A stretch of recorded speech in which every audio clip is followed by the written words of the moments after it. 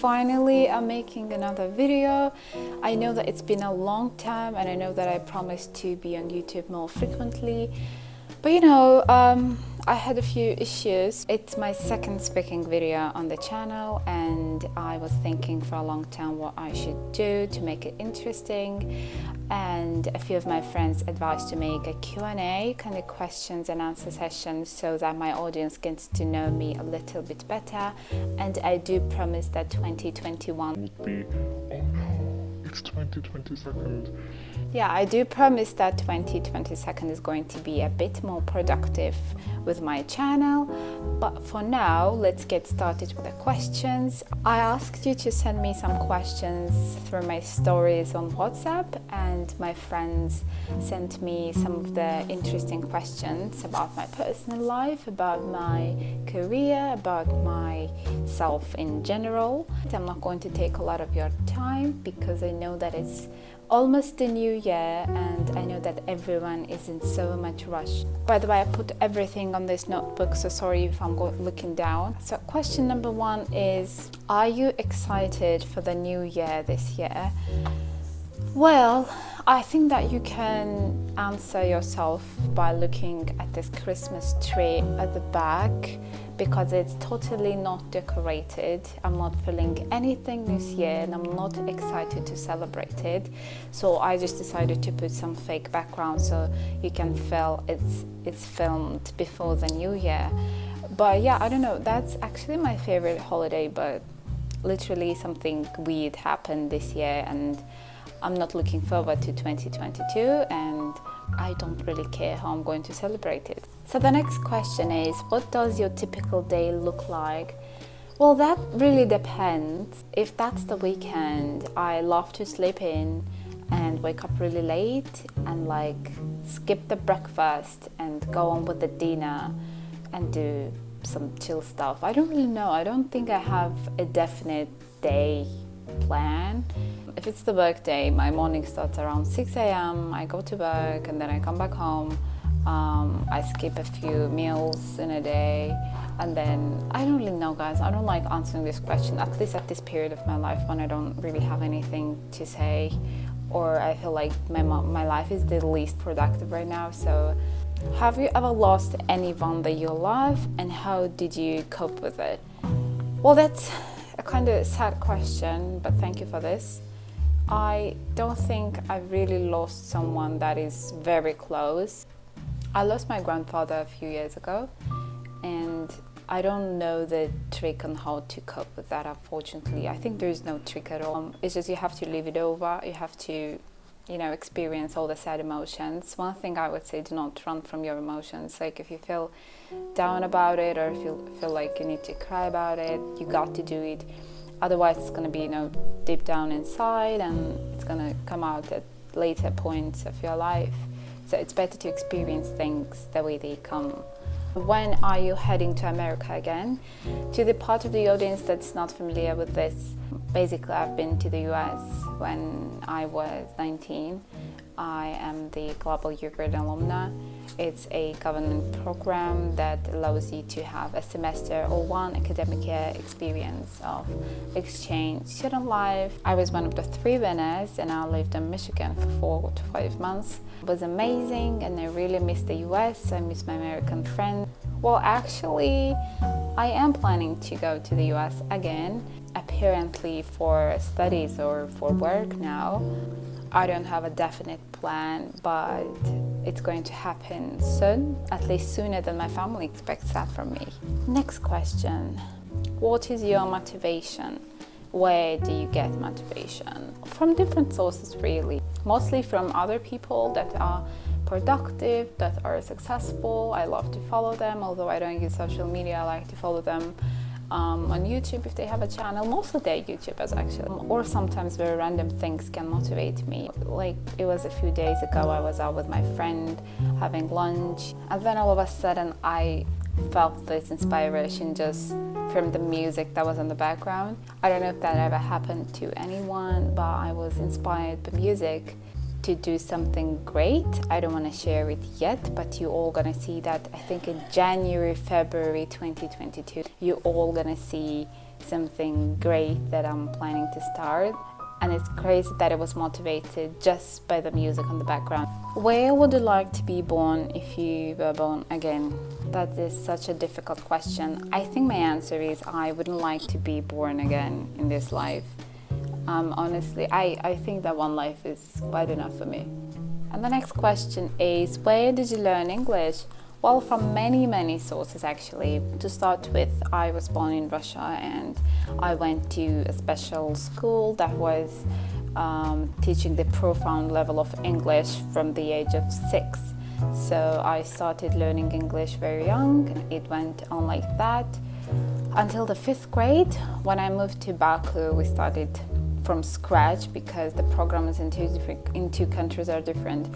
So I started learning English from scratch at the age of 11, so I was like double learning everything. I went to Azerbaijan University of Languages and I studied in special groups called Essex, and I had foreign teachers, I had a special syllabi, different from the other groups. And then, living in the USA for a few months, watching movies, YouTube, getting my first master's at Khazar, which is fully English university, and then getting my second master's from London, being exposed to the culture itself and to native speakers themselves.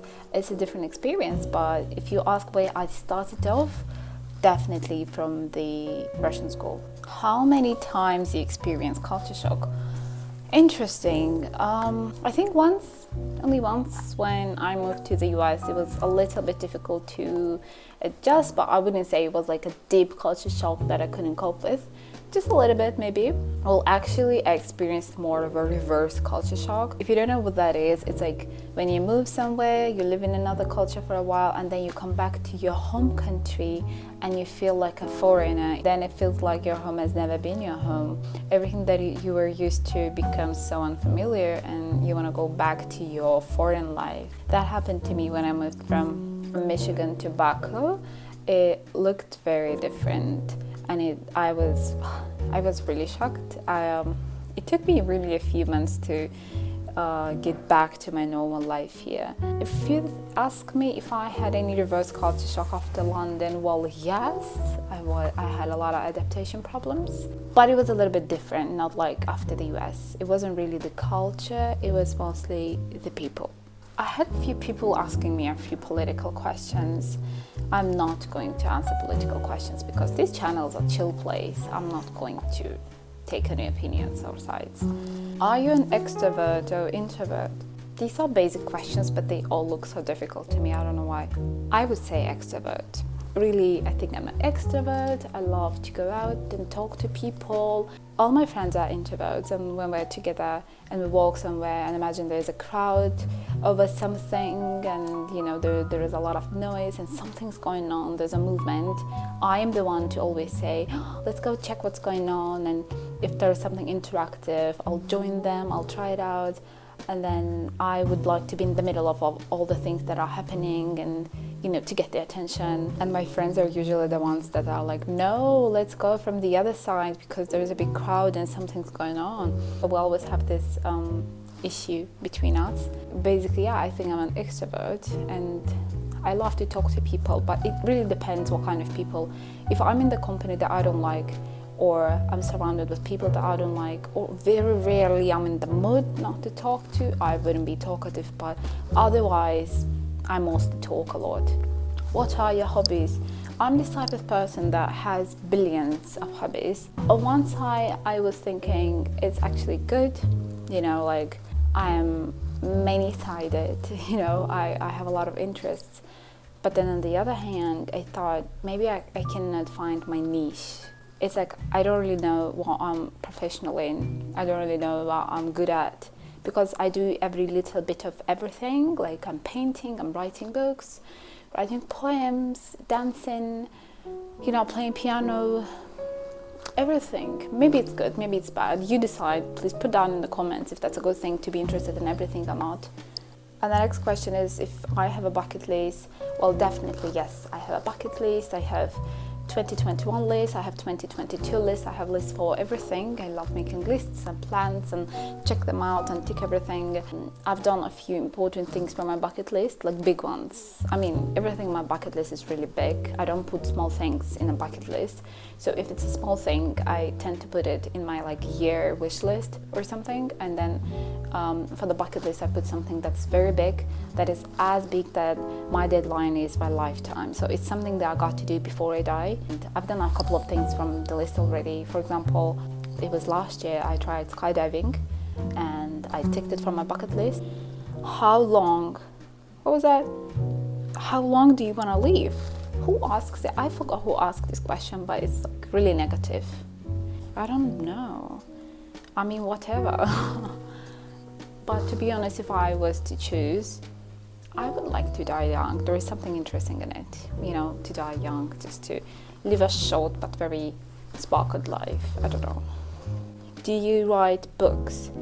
Oh, hell yeah. I wrote one, it's published. And I'm in the process of writing another one, and another one, and another one. I'm also writing an autobiography, but only a few people would be privileged to read it. I'm kidding. I'm going to write a few personal things there, like very personal. I'm not sure I'm ready to share it with the entire world, but I think a few people will get to see it. That's actually it. It wasn't too long. I know that you've been waiting for a few months now to hear from me, and I know that it wasn't too long, but I mean, excuse me, look at my tree, look how undecorated it is. I'm really not well. Just to give you a short update, I have a few issues in the personal life. I had a few issues with my health, and I left my job as well, so it's really crazy. I didn't like 2021, and I am so excited that it's going to be over. I don't know what to expect from 2022. And I know that sounds really demotivating from me. I'll try to make more content for motivation in 2022, not only for you, but for myself as well. I really need it. I hope at least your year was successful, and I hope that your New Year's Eve celebration would be better than mine, because I have zero plans. I'll be home and do nothing. I'm really grateful for everyone who subscribed to this channel this year and the previous year. I want to say thank you for being with me, for being so patient to wait for my 2-3 videos in a year. I know it's really nothing and you expect more, and I do promise to give you more this year. Thank you for being here, and I wish you a happy new year. I hope 2022 will bring you everything you want for yourself, all the joy, happiness and health. Please take care and see you next year. Bye.